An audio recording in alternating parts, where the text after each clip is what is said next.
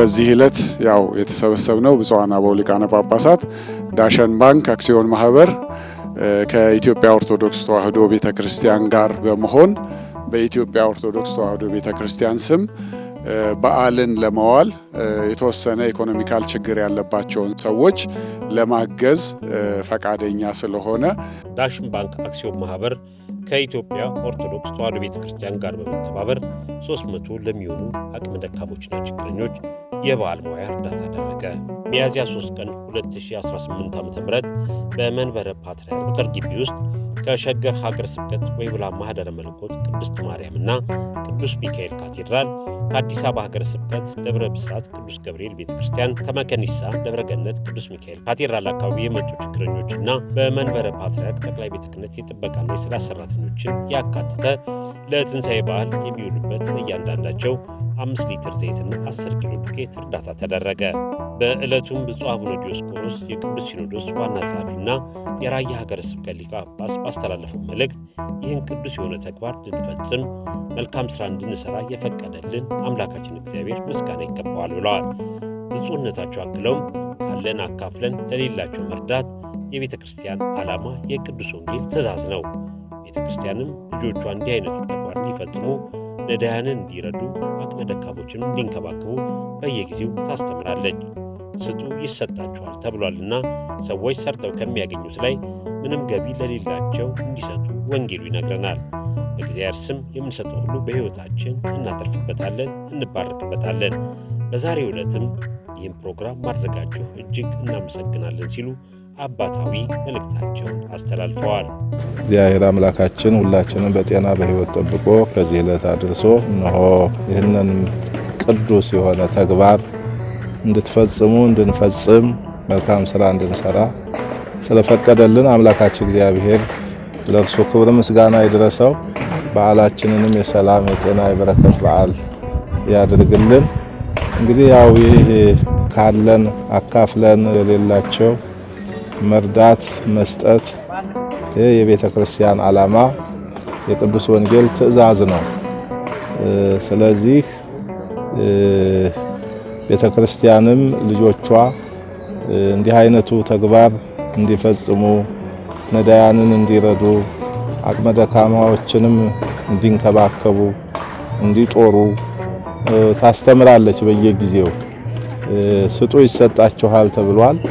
ስለዚህ ሰዎች ሰርተው ከሚያገኙት ሰርተው ለማያገኙ ለሌላቸው እንዲሰጡ ወንጌሉ ይነግረናል።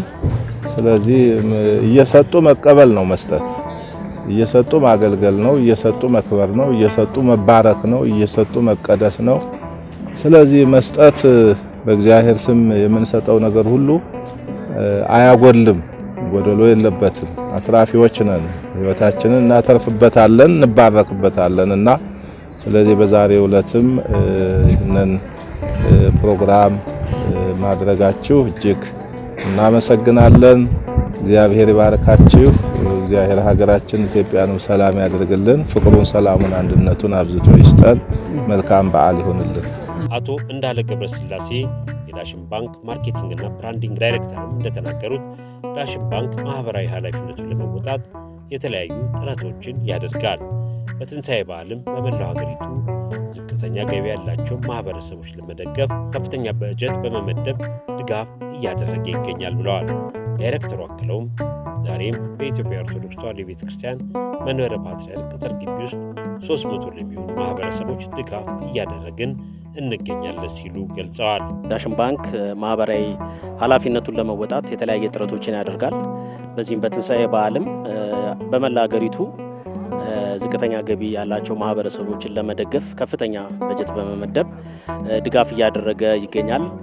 ዛሬም ያለነው በኢትዮጵያ ኦርቶዶክስ ተዋሕዶ ቤተክርስቲያን መንበረ ፓትርያርክ ውስጥ ነን ያለነው። እዚህም ወደ 300 ለሚሆኑ ማህበረሰቦች ድጋፍ እያደረግን ያለነው። በመላ ሀገሪቱ ነው አሁን እየሰራን ያለነው ከቤተክርስቲያን ጋር ማህበራዊ ኃላፊነትን መወጣት እንደ አንድ ሴት ዳሽን ባንክ ካሉ 6 ሴቶች አንዱ ነው። ስለዚህ ያንን በማስመልከት ነው እዚህ የተገኘ ነው ድጋፍ ለማድረግ እንኳን አደረሳችሁ ለማለት ወገኖቻችንን ለመደገፍ ነው ያለነው።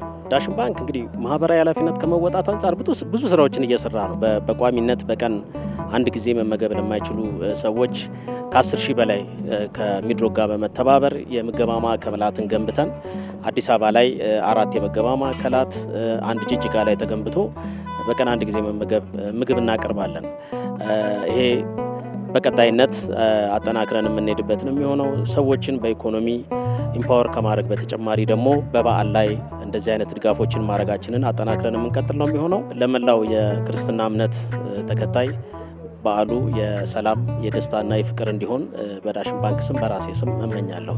እርዳታ የተደረገላቸው ችግረኞችም እንደተናገሩት ዳሽን ባንክ ከቅድስት ቤተክርስቲያን ጋር በመተባበር የትንሣኤን በዓል ከቤተሰቦቻችን ጋር የምንውልበትን ድጋፍ ስላደረገልን በእግዚአብሔር ስም ምስጋናችንን እናቀርባለን ብለዋል። ከወይቤላ ማርያም ነው መጣው። ስሜ ሞሲሳ በቀለ ይባላለሁ። ስሜ ዮርዳኖስ ቆየው ይባላለሁ። የመጣሁት ከወይቤላ ማርያም ነው። የአንድ ልጅ እናት ነኝ። ጧፍ በመሸጥ ቤት ኪራይ ከፍዬ ነው የምኖረው እና እግዚአብሔር ይመስገን በበረከቱ ያኖረናል። በሰራነው ልክ ሳይሆን በሱ በረከት እየኖርን ነው። በጣም ደስ ብሎናል። እውነት ለመናገር ከሆነ አካል ጉዳተኛ በመሆኔም ብዙ ነገሮችን መስራት እየቻልኩ መስራት የሚያግዱኝ ነገሮች አሉና እንደ ማንኛውም ሰው በዓልን ደስተኛ ሆኖ ለመዋል ብዙ ነገር ይጎለን ነበር። አሁን እግዚአብሔር ይመስገን ስለተሰጠን ከልብ እናመሰግናለን። ደስ ብሎኛል።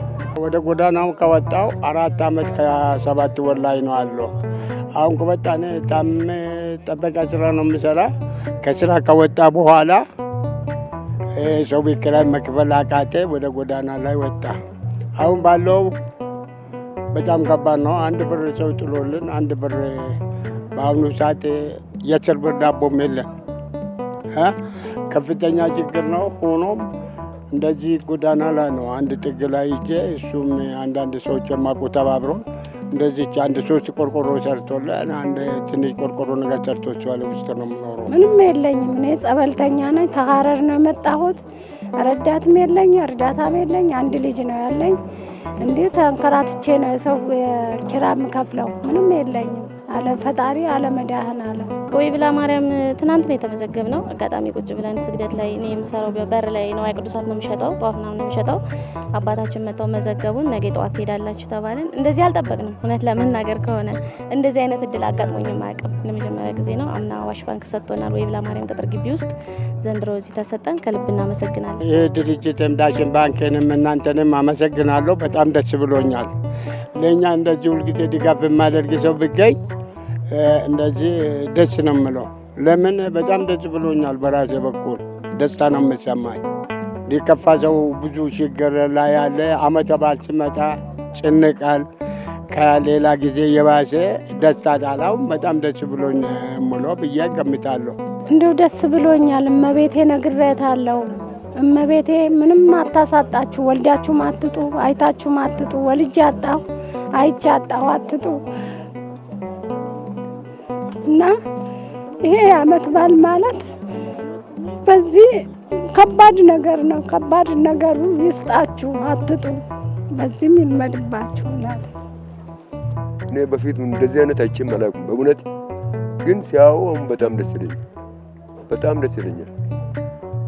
ሲኒማ ወደ 30 ዓመት ኖራሉ። ዛሬ ነው እኔ ያየው። እኔ እውነቴን ነው የምልህ። ግን አሁንም ቢሆን እግዚአብሔር ይስጣችሁ፣ መብራን ትስጣችሁ።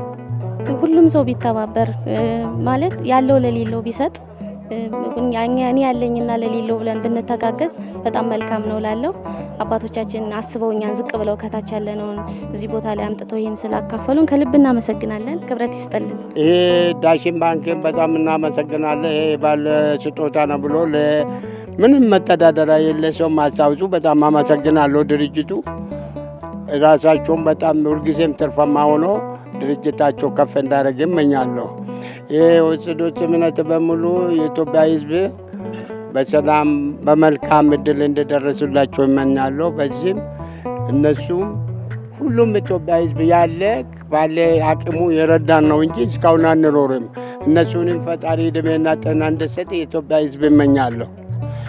ያለውም ለሌለውም ሁሉም አንድ አይነት ባለው ይተባበረናል በአቅሙ እና ዓመት እንዳደርሳችሁ ጤናችሁ እንደሆን አፍታችሁ እንድባረክ እመኛለሁ። ወላዲተ አምላክ ወይቤላ ማርያም በሰላም በዓለም እንኳን አደረሳችሁ። ሁሉንም የመላ ኢትዮጵያ ፍቅርም ጤናም ይስጠን።